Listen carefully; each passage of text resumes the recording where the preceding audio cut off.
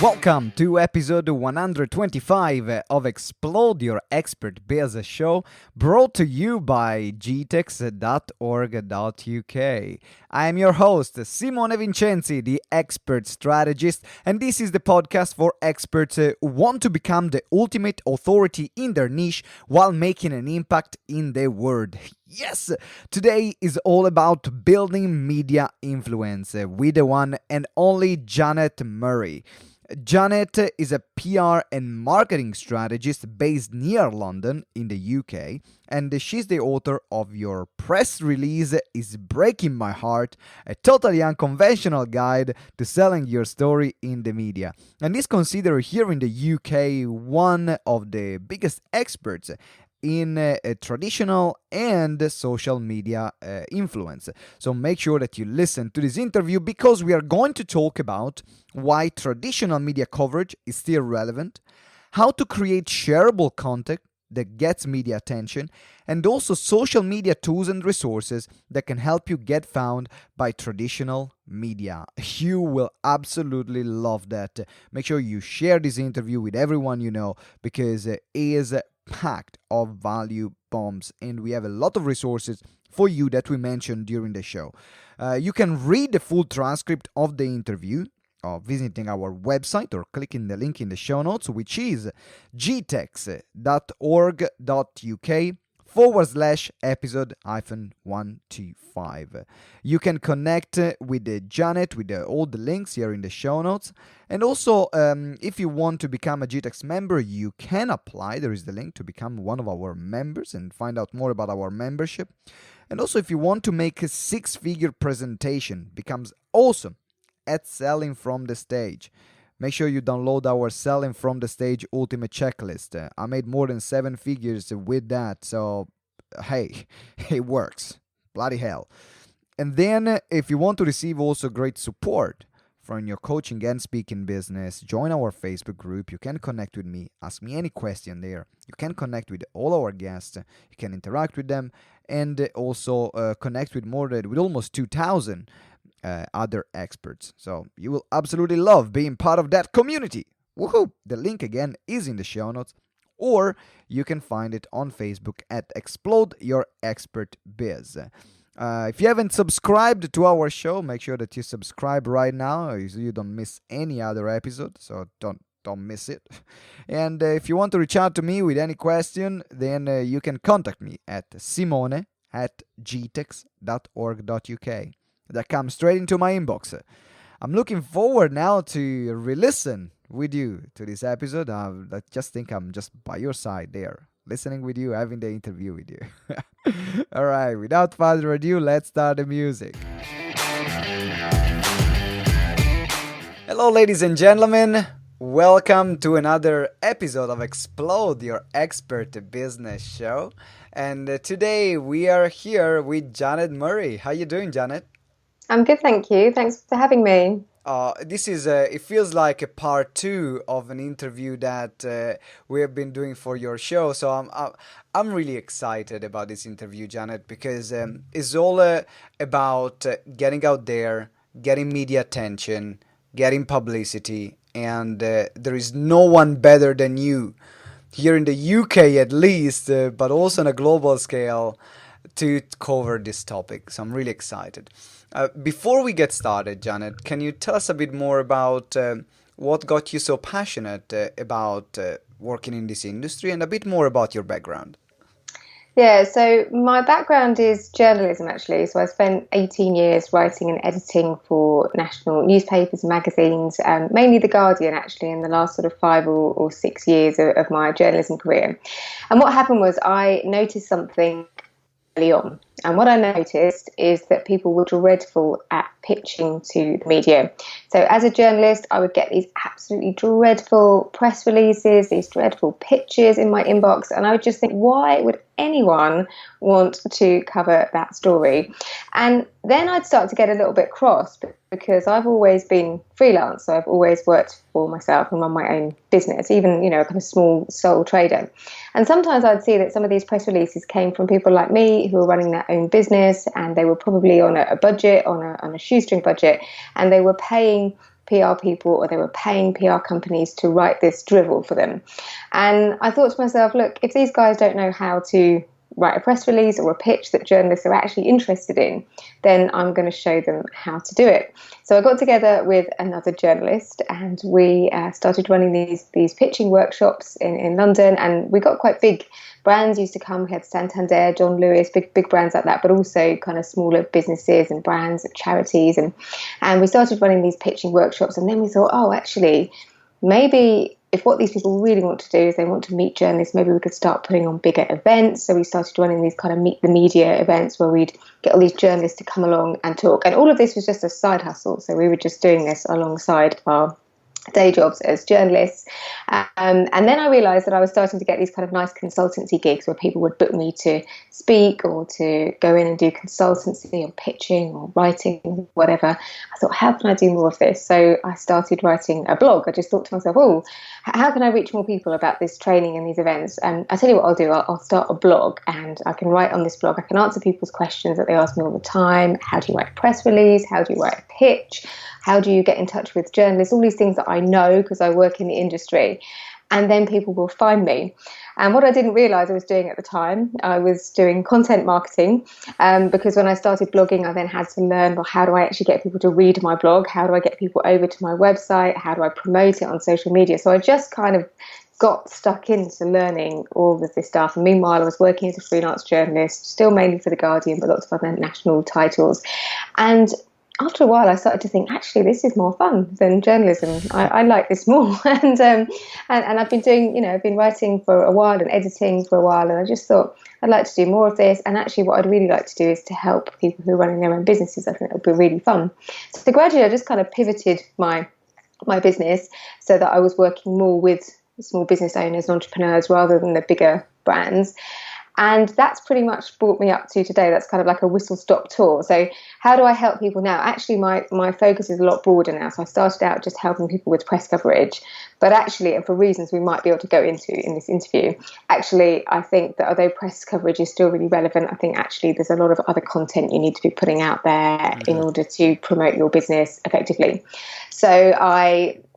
So basically, these days, I now have a membership community. So that's my main sort of source of income, where I help small business owners and entrepreneurs to promote themselves more effectively. And I help them not just with getting press coverage, but also with content marketing, with email marketing, with social media marketing. So I just help them promote themselves in the broadest sense. I've also got a book, which is called Your Press Release is Breaking My Heart. And that's the best book title ever. I was looking at your website and your book and started giggling when I saw the title, because probably one of these press releases you received was also written by me, because I remember the first press release I was sending out, apart from the grammatical errors that you could find, being Italian and my writing is not being my strongest suit. And on the other hand, on top of that, I didn't have a clue about what to write. So remember, I used to write this like long emails that would take me 3 hours just to write for nothing. So probably you maybe be reading one of my emails. But so now you're running this incredible community. I know that you have one of your next event coming soon as well. When is the date? So it's called Media Influence Live, and it's on July the 5th and 6th in London. And this is an annual event that I run where I get together sort of key influencers from the traditional media, so from the likes of The Guardian, the BBC, ITV, we've got Grazia magazine, but also media influencers in the broader sense. So we've also got speakers, high-profile podcasters, YouTubers, and people who are kind of very active on social media as well, just to really reflect, the change in terms of media influence. And I think that's so if you are in London, make sure you get down to that conference. We'll put a link in the show notes.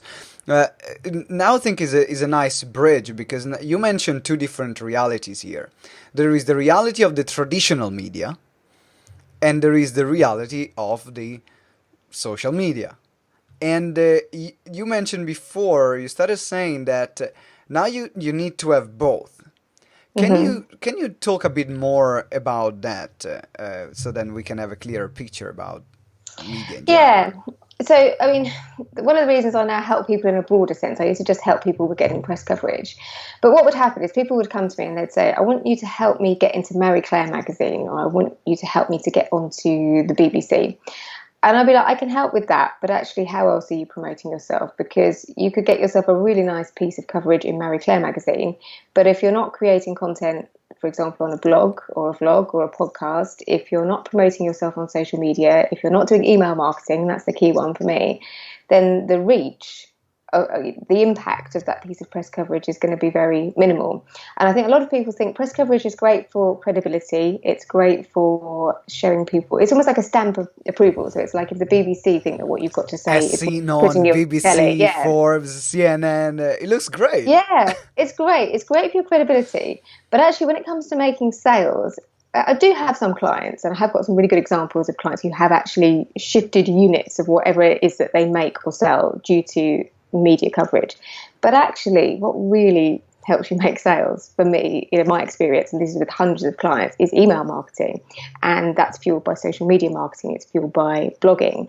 And it can also be fueled by press. But for me, I think it's a dangerous strategy. If you're just going out thinking, I'm just going to go out and get this press coverage, I'm going to be media famous, it's going to be amazing. You hear the odd person that happens to, but for most of us, press coverage should be just one of a number of things that we should be doing to promote ourselves. So I think that's because the media has changed so much. The media used to just be, magazines, newspapers, radio, TV, but because that now we can make our own media. We don't have to wait to be picked. We can get really successful on YouTube or on a podcast. Or one of my speakers actually at Media Influence Live is Emma Gannon, who has the Control Alt Delete podcast, which is really, really successful. And what I love about her is she hasn't sat around waiting to be picked. She's gone out and created her own media. She created a really successful podcast, and that has enabled her to get some really fantastic traditional media opportunities. So she's been featured in lots of magazines, radio and TV.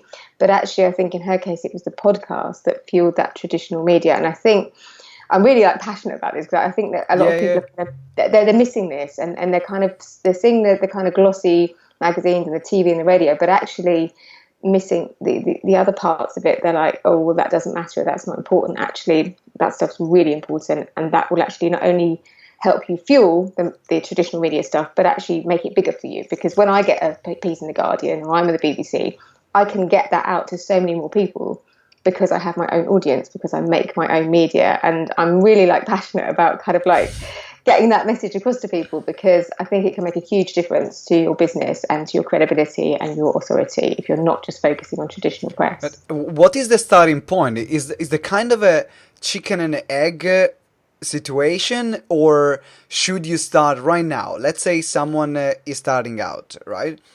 Where would you recommend to go straight for the traditional media to get that numbers in and allow them to grow their social media, or to start growing their social media first so they can leverage easier the other way?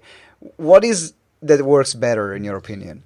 In my experience, you need to get your own content going first. So like I say, when I have an article in The Guardian, or I'm quoted an article in The Guardian, I can get that in front of my email list of 15,000 people if I want to. I can get it in front of my Twitter following, which is 25,000. I can get it in front of my Facebook group, which has got 12,500 people in it.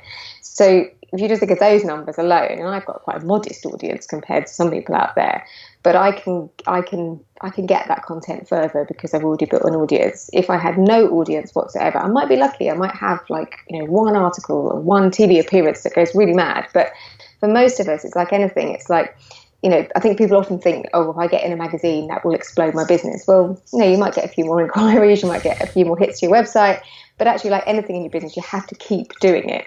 So what I would suggest is a couple of things that you can do, which are absolutely free and don't take up much of your time. And I would suggest, if you're interested in getting traditional media coverage and you want to be able to put that, I always call it the bling on your website. If you want to be able to have that bling that's kind of like as seen in, there's a few things that you can do which don't take up much time. And I've got some lovely blog posts and things I can share with you to help with that. So the first thing is, in the UK, we have a hashtag called Journo Request.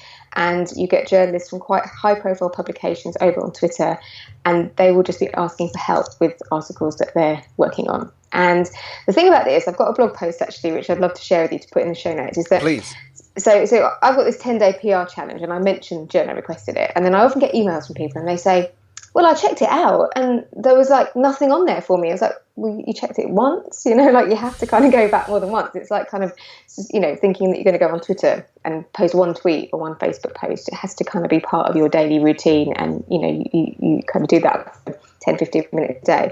But loads of my clients have had really great coverage just from checking in daily to journal requests. The other thing as well is that I think you have to think a little bit creatively about it. So you're a speaker, so you might just, this is kind of the attitude lots of people have. So they go on journal requests and they're like, okay, right, there's nothing about speaking.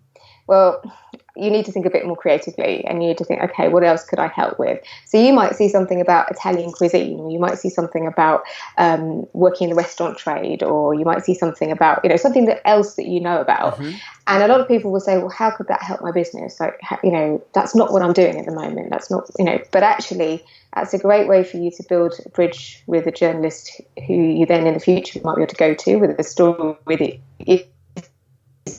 Much more kind of on view, and also it might be it's still a great way of getting in front of people, and it's still you can still put that blink on your website and still say I've been featured in the Guardian or BBC or whatever.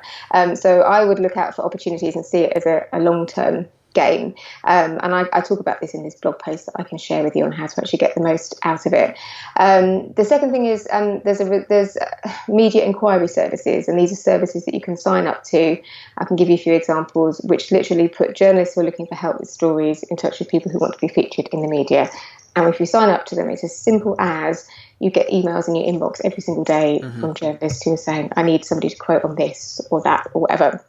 Again, you have to think more laterally and creatively. I've commented on all sorts of things. Like I've commented on, I don't know. I've had really good press coverage, for example, the fact that I work in this shed at the bottom of my garden, and journalists have been writing articles about these fancy she sheds or chic sheds. Mm-hmm. They're much more interested in that than writing about my business and how brilliant. They're not interested. But at the same time, it gives you exposure to you and your brand, and to a complete new audience that otherwise would have not heard from you.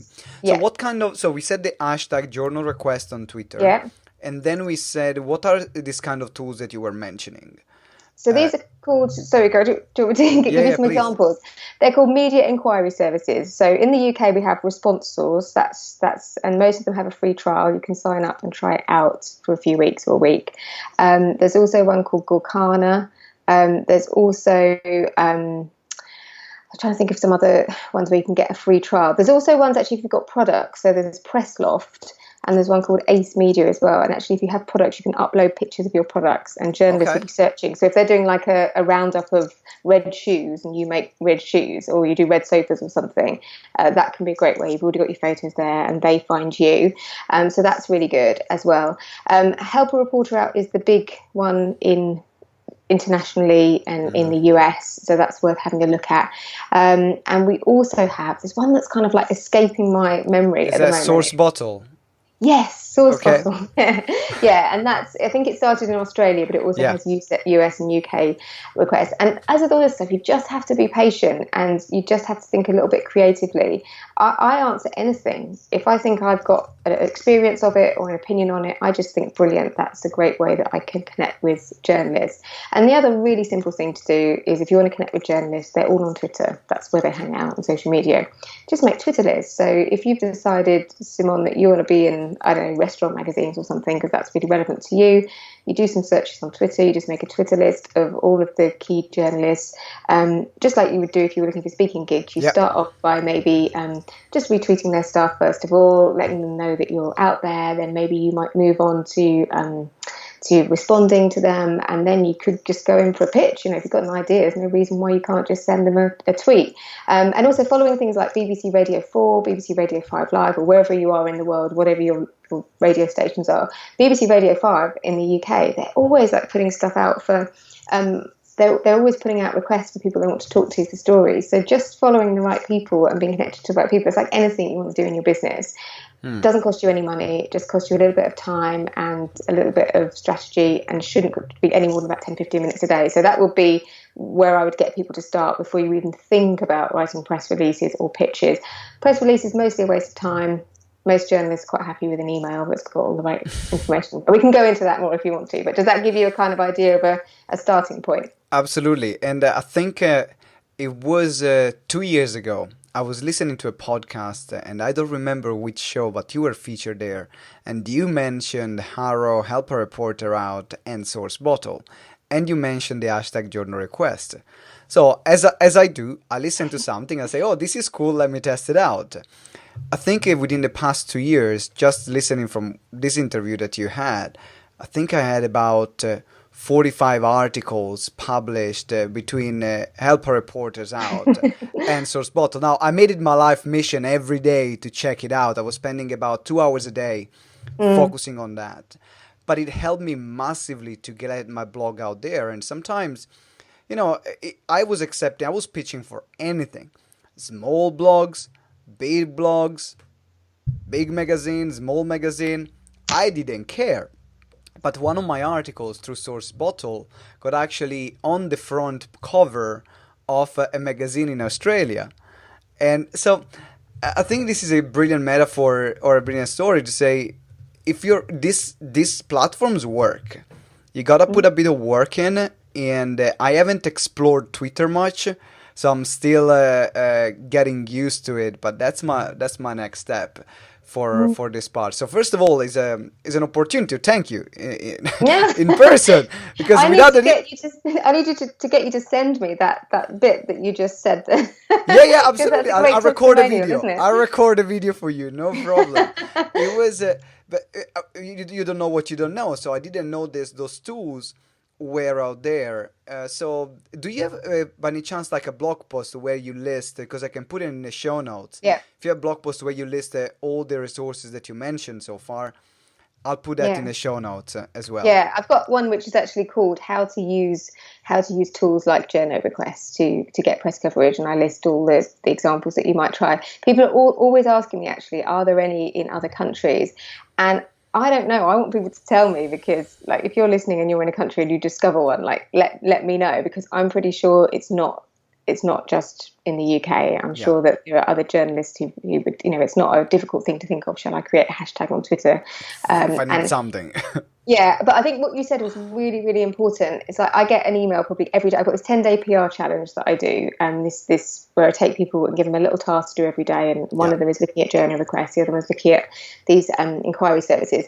And I think I get an email every single day from somebody who says, well, I've checked on there. There's nothing on there for me. I'm like, come on, you've got to stick at it. You've got to get on there. And you've got to like try more than once. And I think this is the thing with anything in your business. I know you're a really determined, a really tenacious person. And I think you do have to be quite determined, quite tenacious, and quite open-minded, and say, okay, well, at the moment, I always say to people, recommend friends. So you see a request that isn't for you, but you think, oh, actually, that would really suit my friend. I think they could help with that. That journalist will remember you and say, well, Simone, he helped me out with that story. Then you can go to them and say, hey, do you remember I helped you out?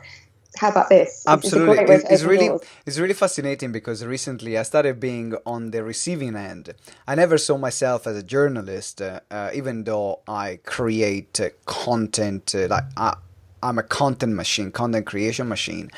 And recently I started contributing for Forbes, and I'm receiving pitches from LinkedIn, my email almost every week for people willing to pay $500 to $1,000 to $2,000 to have their company featured in one of my articles. Now, sometimes I just spend there. I generally don't do it because it's not what I want to do, and also is against the terms and conditions in Forbes for the part of what I'm doing. So I want to keep my place there, and not to do something that now this guy gets on my radar just for $1,000. And I look at their website, and there is nothing other than an About Me page.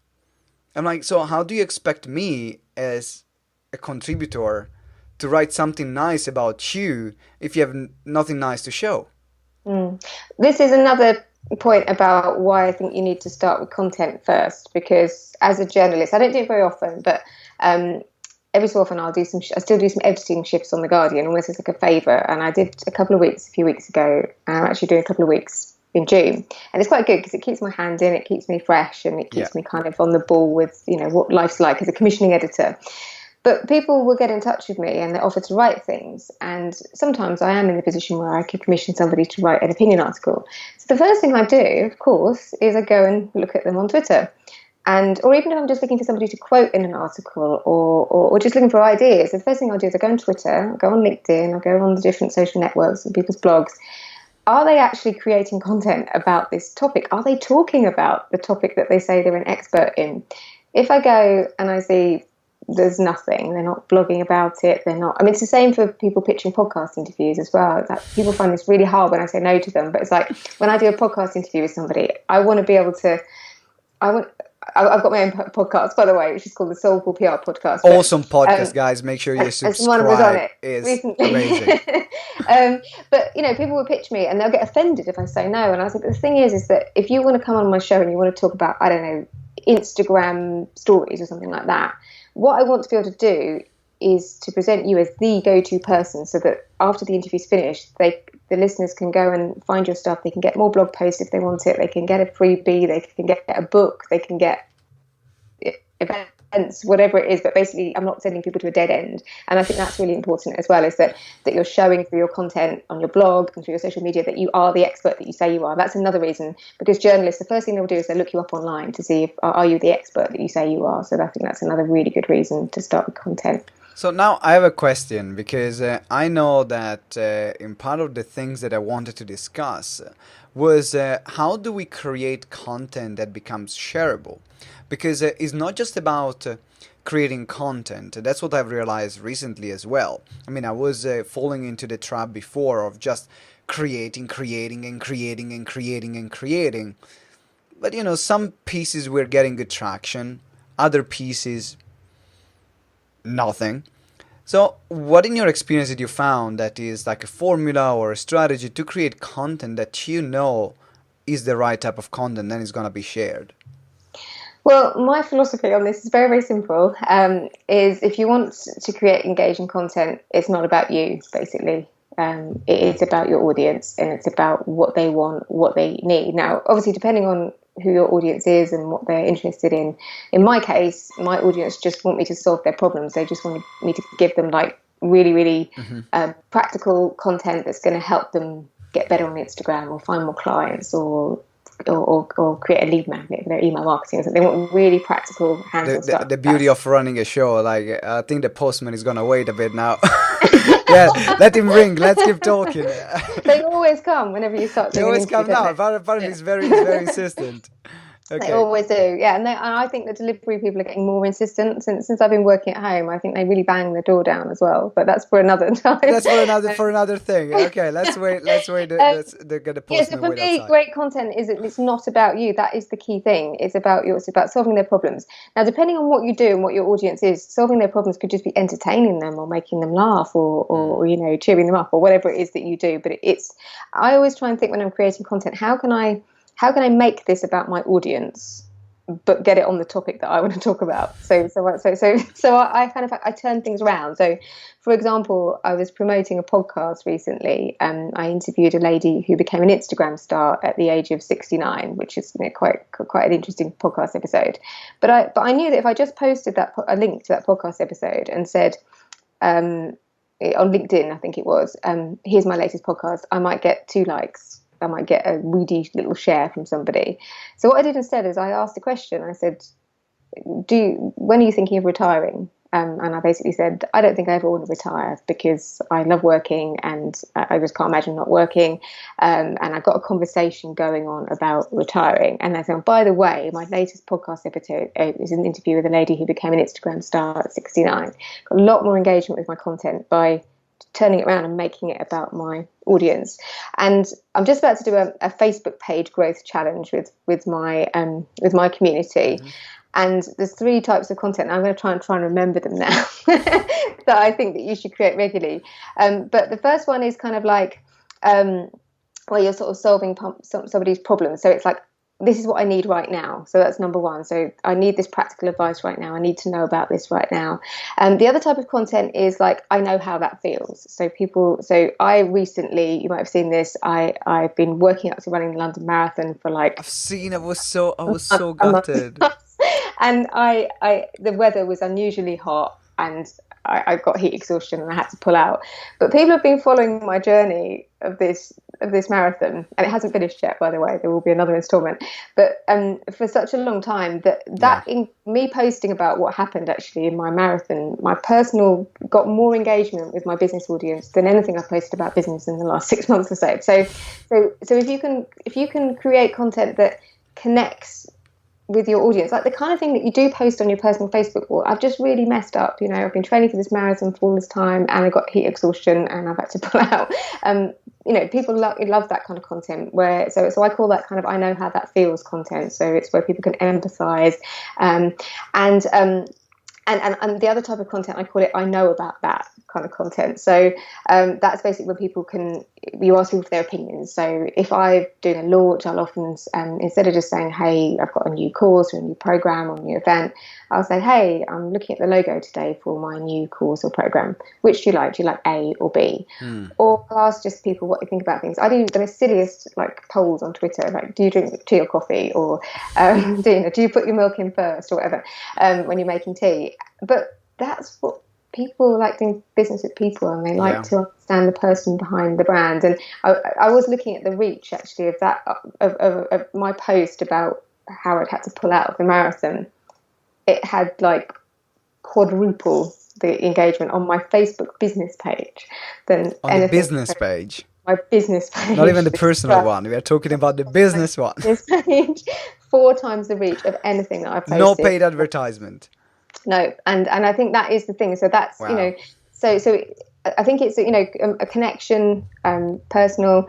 It's not what people think. People think shareable content is about viral content or whatever, but actually often it's just about connecting with your audience, and we've all got different audiences. So to summarize, the 3 types is I need that right now. This is what I need right now. Practical, hands-on stuff. Second type is I know about that. I can give you my opinion. People love giving their opinions on that sort of thing. And I've got a good example of that actually. When I went out to social media marketing world recently, and I got into my hotel room and everything was for sale in the room. It was one of these hotels where they tried to upsell you everything. So the cushion was for sale, like the slippers was for sale, there were snacks for sale. In the room? In the room, yeah. No way! I'd already sent my daughter a picture of this dog, this cute little fluffy dog I'd found in my hotel room, and then I realised it had $25 around its neck. So Too late. My attitude to content was, right, this is brilliant. I know about that kind of content, so I snapped it. I used a Snapseed app to put the prices on it. So I took a picture of everything in the room, put $25 on everything to show that everything, and then I just basically said, what do you think about this? I kind of half admire it because I think it's really clever marketing, but at the same time I kind of hate it because now I've got to buy this dog. And that got loads of engagement because people love to give their opinions. They love to tell you what they think about things. So that's the second type, I know about that. And the third type is I know how it feels. And I think you can't go wrong. If you're using those 3 types of content regularly, you can't go wrong. You're going to get great engagement. And you use them on your blogs, you use them on social media, you use them if you're writing a LinkedIn article. Yeah, using email marketing. If you're doing a podcast, for example, is all part of the relationship. Now, when you talked about the marathon, I remember a post that I put out. Was that, I think, at the beginning of the year, because I've been working really hard in the past 2 years to go back into the professional basketball teams here in the UK. So, because I used to play semi-pro when I was 19. Then I stopped for about 10 years. So it was literally the past 2 years just getting back to play at that level. And I found a team in my local area, and they were playing in the 4th division at the National League. And my basketball coach used to play in the NBA. Was the first ever Brit to play in the NBA. So was really excited to go there. I told to the coach, and they said, okay, you come in, you're in for the next game. I was pumped, I was excited, I was putting everywhere on social media. Finally, I'm in, yes. The day of the game comes. Unfortunately, the game was too tight. So the coach couldn't take chances to put me in, and he had to put the better players. So I didn't got to play the very first game, and I made this announcement public, I'm gonna play my first game. and inside my heart was broken. And I I'm not remember, laughing at that. I'm just laughing. It's a great story, yeah, no, that. no, but my heart was broken. So I put this post on social media and I said, "Oh, guys, unfortunately, that happened." This, and I think I got about like 110 comments or something like that. I was like, "Jeez, man." First of all, I felt blessed because actually people cared and about me, and it shows that follow my journey. But then also gives a great lesson that people are following you as an individual. Mm. Yeah, People yeah. I'm are just going more to show you interested in. something. Yeah, yeah, please. I'm just going to show you something that kind of fits into what we're talking about. So this is just picking up on the London Marathon thing. This is from one of my clients. So she sent me a well done for dropping out card, putting your health first. She sent me this, and she sent me this little tin, which is a self-care tin, and this just arrived before. No And I think this way. is what you're saying. Like when you announced that everybody was excited for you because you're going to do it, and then and like my dad said to me the other day, he said everybody loves a loser, which is like. Thank you, Dad. Thanks, Dad. Appreciate But it. I know what he means. What he was saying is that because I was saying, oh my God, since I've shared this, like I've had to drop out. Everybody's engaged with me so much, but people, they can feel it. They can feel your disappointment and they feel bad for you and they want to help you feel better. And that's better than any business post you could ever Yeah, make. In terms of absolutely. connecting with the audience. Absolutely. And the other thing is that it needs to be honest and genuine. Don't fabricate it because you find that people actually fabricate this kind of post because they know it gets so much engagement. Yeah. But people can see through it. Yeah. So don't fabricate it because you might get away once, twice, but then you've lost your entire reputation with your audience. So don't do that. Be honest. And like in anything, honesty always pays off. I want to know though. I want to now know what happened with the basketball though. So did we can't go on without. I need to know the next bit. I actually got in the team. I played the next game, and every game I was in, I played about 6 games, and every game I scored 2 points. So I always made a bucket. Every single game I had my 2 points, and I wasn't playing much. I generally played over a 12 minutes game. Was oh no, not 12 minutes game. Sorry, 40 minutes game. I was going to play 2 minutes, 3 minutes if it was like was a good day. So I always managed to score, and I was happy. The coach was happy. So it came out, and I'm going to the same team then next year, which I'm really excited. We missed the playoff, unfortunately. We arrived 5th instead of 4th, so we could have gone to the 3rd division. Anyway, but last round of questions, which is starting the session, which is lifting the veil. Now, in this part, I want to ask you, what is one thing that you're doing in your business right now that is working incredibly well that other people should know about? Okay, so something that we're doing, which is working really well for all of our launches, for my membership, but also my live events, my courses, is I call them open days. So I used to do a lot of webinars where I would, if I had a launch coming up, I was launching an event or my membership or course, and we do a webinar and I would sell.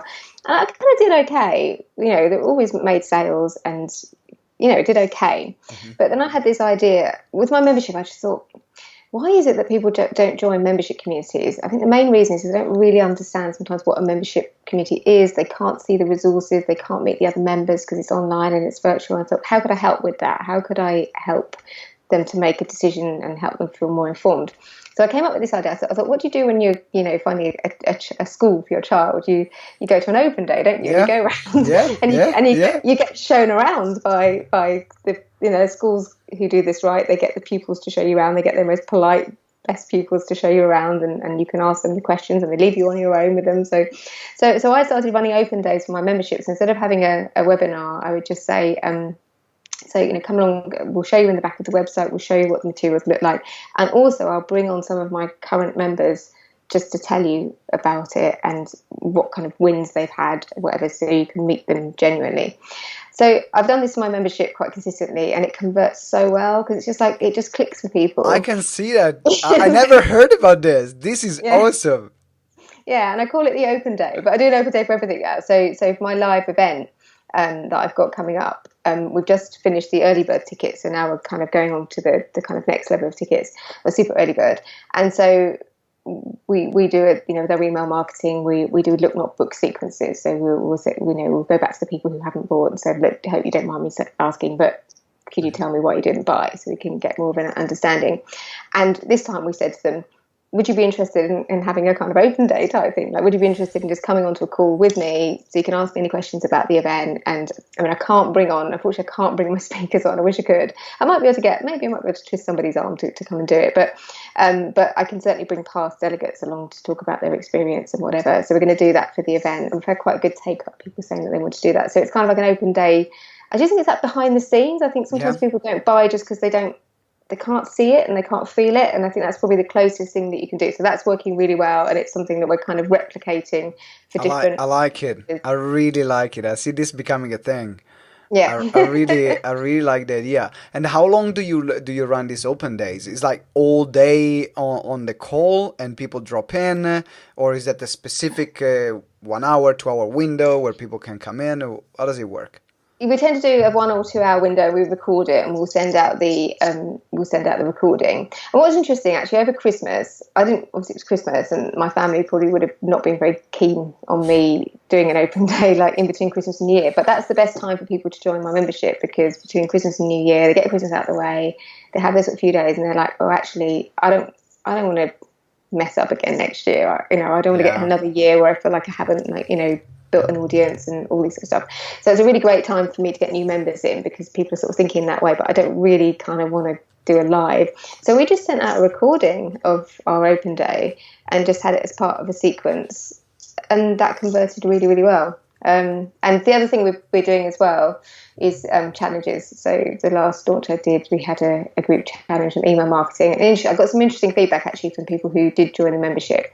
And they said that was what sold it to them, because I was in the group actually helping people with they were creating a lead magnet. It was they were creating the very first lead magnet for their email marketing. And I was giving them personal feedback. And they were saying, it's again, this whole thing, I could see the benefit, because I could see how you were working with people. I could see how you were working with me. I could see the feedback.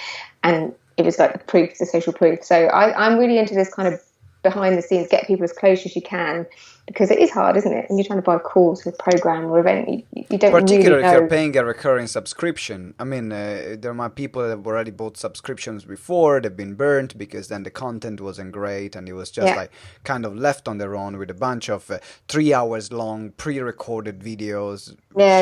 So I think it's brilliant. I absolutely love it. Thank you for sharing. Thank you for sharing. Okay. I'm sure that guys. So if you're launching your membership, that's an idea to test. That's an idea to test. If you're launching an event, that's an idea to test, because that's how we are in this industry. We are testing. We see if it works. It might work for Janet. Might not work for you. It might work for Janet, and it might work for you as well. Who knows? Gonna test it out, and then see. Now, Janet, it's time to wrap up. I absolutely love this interview. What is, I know that you have also giveaways. There are ways for people to get in touch with you. So how can people get the most of all your content? Okay, so the best place to find me is on my website, which is janetmurray.co.uk. I also have a very active Facebook group, which has about 12,500 members in it. And I'm in there every day answering members' questions and helping them out, and we have daily conversations going on, and I broadcast live in there quite often. That's quite a good place to start, because you can kind of get a sense of the community and me and my resources. But also I've got a blog and got the podcast, the Soulful PR podcast, where the name may well be changing soon, so just look out for Janet Murray's podcast. And I've also got, and I can share this in the show notes, a lot of people start on my 10-day PR challenge, and this is what I mentioned before, and I can certainly share a link for you, especially for this show, for that challenge. And I take people through step by step how they can start to get traditional media coverage, but also things like pitch themselves to guest as a interviewee on podcasts and things like that. So how they can kind of build their media influence. And there's a little task to do every day. And it sounds like I'm blowing my own trumpet, but when I think about the things that I do, that I get the best feedback for, this particular challenge is the one that people say wow, that's really great. I got really great results. Get loads of testimonials from people who say, wow, actually, It this works works. for me. Like you, It yeah, works. it It's not works. just like one of these free challenges and you join and Yeah, you get nothing. So yeah, it's actually something that you get implementable action steps, yeah, and then you actually have more chances to get on media. yeah. So, Janet, thank you very much. I really appreciate this interview. Loved every single minute, and it was full of value bombs. Completely Good. loved it. Guys, make sure that, ladies and gentlemen, you're listening, you're watching. There is going to be the links in the show notes of the resources that we talked about on the show. You can connect with Janet there. I'm going to put the links of her Facebook group, of her website, so you can be in touch with her, because if you want to get on media, been following Janet for a few years now, and there is no one better than her to follow if you want to get media coverage, which is crucial. Like, you can't really grow your business without getting your audience to see you. So make sure you follow her. Janet, thank you very much. Really appreciate the interview. Thanks for having me. And also, if you haven't subscribed to the podcast, then make sure that you subscribe right now. What are you waiting for? You cannot miss another episode. And let me know. Leave us a review. Let me know what did you love the most about this show. And up until next time, remember that together we grow exponentially. Bye for now.